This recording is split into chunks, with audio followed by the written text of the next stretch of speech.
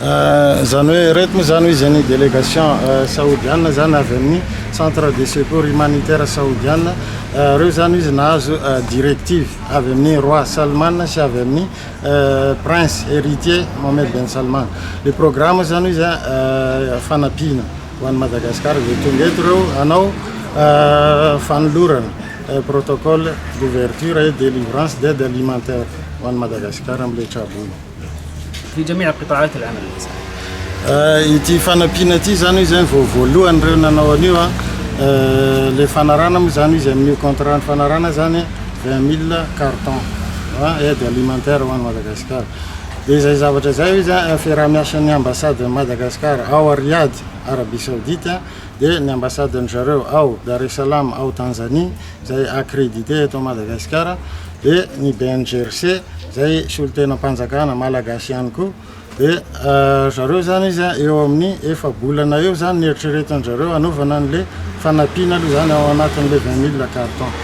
Dia izay zavatra zay izy nahatongavan'zareo eto zany izy natao par tranche le izy izarany 2500 carton aloha premier tranche. Dia tsy maintsy misy eo amin'ny efatra imbalo zany, imbalo eo zany zavatra miverimberina izy ka zahay zao izy dia tonga eto aloha anao fanolorana an'le premier tranche. Dia aorinan'le efa bolana izy rehefa tapitra zany ho an'le 20 000 carton dia anao évaluation ry zareo. Dia aorinan'io indray zay mbola mitohy ny fiaraha-miasa mbola maro ny zavatra ho avy. Zany raha ny fanomezana omendrareo raha ny tatitra nomendrana teo dia eo amin'ny 20 000 kit, zany hoe ao anatin'ny kit anankiray dia misy vary, misy tsaramaso, misy siramamy, misy menaka, misy sira, misy menaka. Dia izy eo amin'ny milanja eo amin'ny 20 ka hatramin'ny 520 kilao eo zany milanjana anankiray.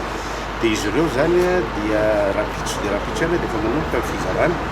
alefatsika any amin'ireo faritra mbola tsy nahazo amin'izany fanampiana zany izay avy nandalovan'ireny andro ratsy sy ny voalivodoza farany teo tany Mahanoro.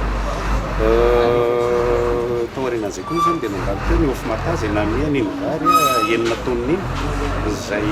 mbola hoalefatsika any amin'ireo. Zany koa tsy midika hoe ireo fanampian'ireo ihany mandasa ny BNGRC dia zay izy vao mizara fa ny BNGRC koa dia efa natao amin'izay manana an'izay manana ny stock ny BNGRC fa ny mety anotantsika hoe maninona ny fanampiana tonga alohan'ny mety afaka herinandro na 3 andro vao mandeha satria raha ohatra hoe olona anankiray na organisation anankiray no organisme anankiray no manaritra fanampiana mety hoe 500 kilao 1000 kilao dia mba jerena aloha zay moa le hoe napetraka amin'ny BNGRC zay coordination zay rehefa ampy ho an'ny olona arakaraka le filan'le olona dia mba tsy beriberena hoe camion anankiray hitondra vary 500 kilo fotsiny ohatra dia rehefa mba fenofeno le fanampiana ho any amin'ireny faritra sy ny toerana tokony andehanan'ireny